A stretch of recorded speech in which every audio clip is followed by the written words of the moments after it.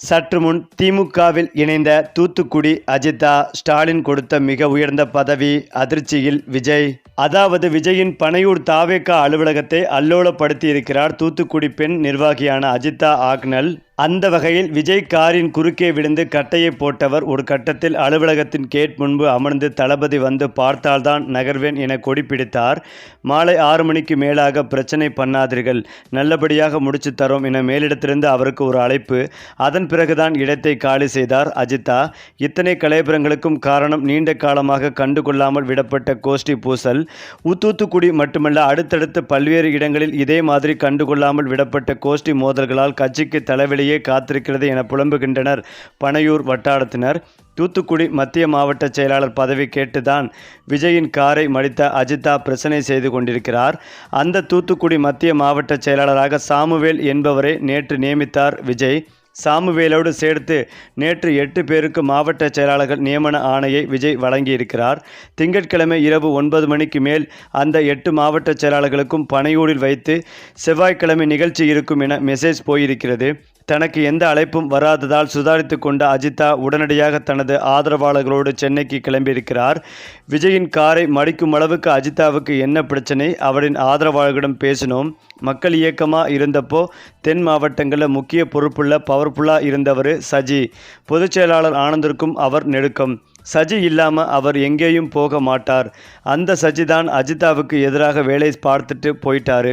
கட்சி தொடங்கினவுடன் தூத்துக்குடி மாவட்ட பொறுப்பாளராக போஸ்டிங் வாங்கி அக்கா ஆக்டிவாக வேலை பார்த்துட்டு இருந்தாங்க. சில கூட்டங்களில் ஆனந்த் அண்ணனை நல்லா வேலை பண்ணுறீங்கன்னு அக்காவை பாராட்டி இருக்காரு. எல்லாம் நல்லா போயிட்டுருக்க இந்த சமயத்தில் தான் அந்த சஜி சாமுவேல் ஆளை கட்சிக்குள்ளே கொண்டு வராரு.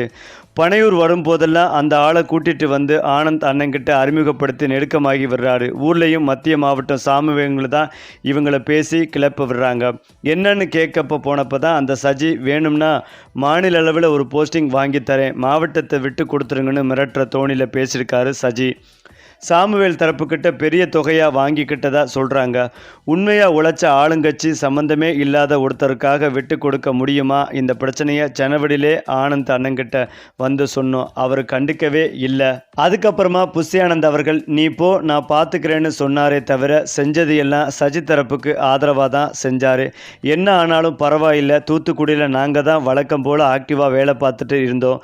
கல்வி விழா, பொதுக்குழு, ஆண்டு விழான்னு எல்லா நிகழ்ச்சிகளிலும் பாஸ் கூட கொடுக்காம அக்காவை அலைய விட்டு அசிங்கப்படுத்தினாங்க. 6 மாதத்துக்கு முன்னாடியே சாமுவேல் கூப்பிட்டு நீங்கள் தான் மாவட்ட செயலாளர் வேலையை பாருங்கன்னு ஆனந்தன்னு சொல்லியிருக்காரு.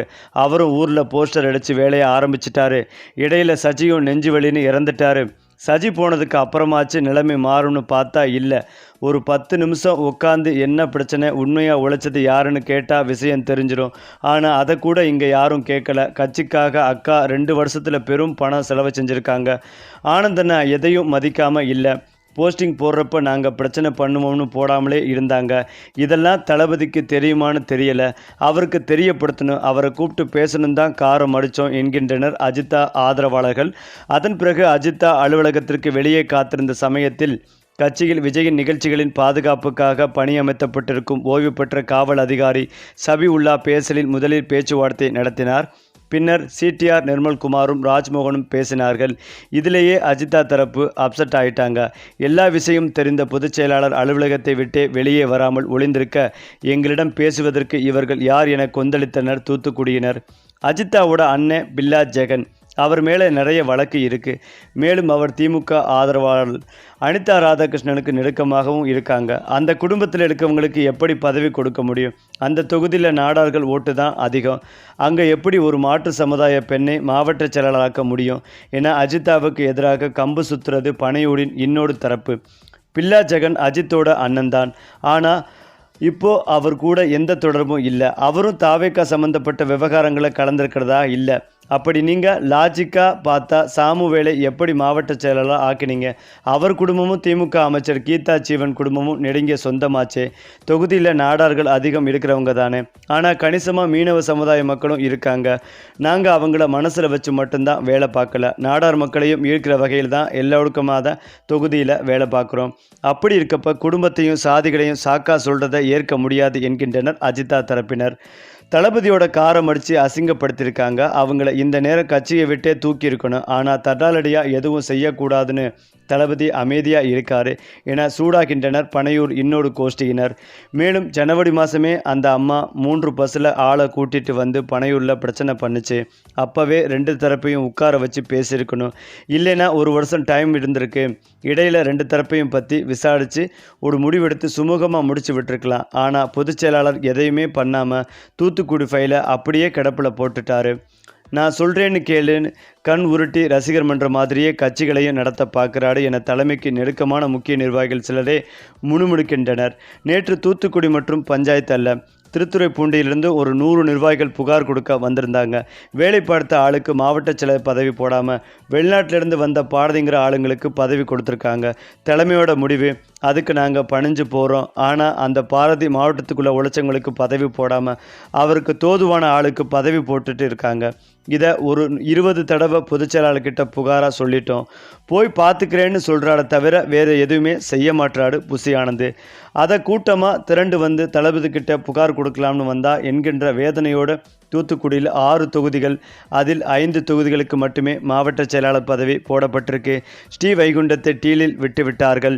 அதே போல் அஜிதா பஞ்சாயத்து மாதிரியே அங்கேயும் ஒரு பஞ்சாயத்து புகைந்து கொண்டிருக்கிறது. ஒரே சமயத்தில் 2 பிரச்சனையாக இடங்களில் கை வைக்க வேண்டாம் என்றுதான் ஸ்ரீவைகுண்டத்தை நேற்று தொடாமல் இருந்திருக்கிறது ஆனந்த் தரப்பு. அமைச்சர் அன்பில் மகேஷின் திருவெரும்பூர் தொகுதிக்கும் நேற்றுதான் மாவட்ட செயலாளர் அறிவித்தார் விஜய். அவர் உள்ளே அருள்ராஜ் என்பவரை மாவட்ட செயலாளராக அறிவிக்கும் போதே வெளியே ஒரு கும்பல் கொடி பிடித்தது. எம்எல்ஏ சீட் வாங்கித்தரேன், 10 கோடி கொடுங்கன்னு தொகுதியில் கட்சி பேரை நாசமாக்கிட்டு இருக்க ஆளுக்கு போஸ்டிங்கா என கொந்தளித்தனர். இதெல்லாம் சென்னைக்கு வெளியே, சென்னைக்குள் இன்னும் உக்கிரமாக பற்றி எறிந்து கொண்டிருக்கிறது கோஷ்டி பூசல். திருவெற்றியூர் தொகுதிக்கான மாவட்ட செயலாளர் RK மணி. ஆனால் இவர் முழுக்க முழுக்க RK நகரில் வேலை பார்த்தவர்.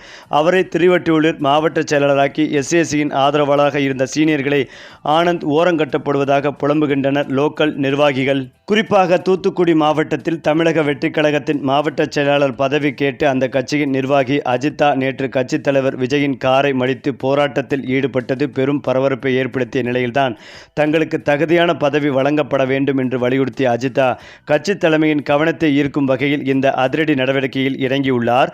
விஜயின் கார் மடிக்கப்பட்ட இந்த சம்பவம் அந்த கட்சியினர் மத்தியில் பெரும் விவாதத்தை கிளப்பி வருகிறது. இந்த நிலையில்தான் விஜய் தரப்புக்கு அதிர்ச்சி கொடுக்கும் வகையில் அஜிதா தரப்பு திடீரென ஒரு முடிவெடுத்துள்ளதாகவும், அதாவது இந்த தமிழக வெற்றிக் கழகம் கட்சியிலிருந்து முழுவதுமாக விலகி அவர்கள் திமுகவில் இணைய முடிவெடுத்துள்ளதாகவும், ஏற்கனவே அவருடைய நெருங்கிய சகோதரர் திமுகவில் இருப்பதால் அஜிதாவிற்கு திமுகவில் மிக உயர்ந்த பதவி ஸ்டாலின் கொடுக்க முன் வருவதாகவும் ஒரு தகவல் சொல்லப்பட்டு வருகிறது. அதன் பேரிலே அஜிதா விஜய் கட்சியிலிருந்து விலகி திமுகவில் இணைவார் என்றும் எதிர்பார்க்கப்பட்டு வருகிறது. அநேகமாக விரைவில் முதலமைச்சர் ஸ்டாலின் அவர்களை நேரில் சந்திக்க அஜிதா திட்டமிட்டிருப்பதாகவும் ஒரு தகவல் சொல்லப்பட்டு வருகிறது. இந்த தகவல் தமிழக வெற்றிக் கழக தலைவர் விஜய் அவர்களை அதிர்ச்சி அடைய வைத்து வருகிறது. சரி, இப்போ நீங்கள் சொல்லுங்கள், திமுகவில் இணைந்த அஜிதா பற்றிய உங்களுடைய கருத்துக்களையும் உங்கள் கமெண்ட்டில் சொல்லுங்கள். மேலும் இந்த வீடியோ உங்களுக்கு பிடித்திருந்தால் லைக் பண்ணுங்கள், ஷேர் பண்ணுங்கள், மறக்காமல் நம்முடைய சேனலை சப்ஸ்கிரைப் பண்ணிக்கங்க.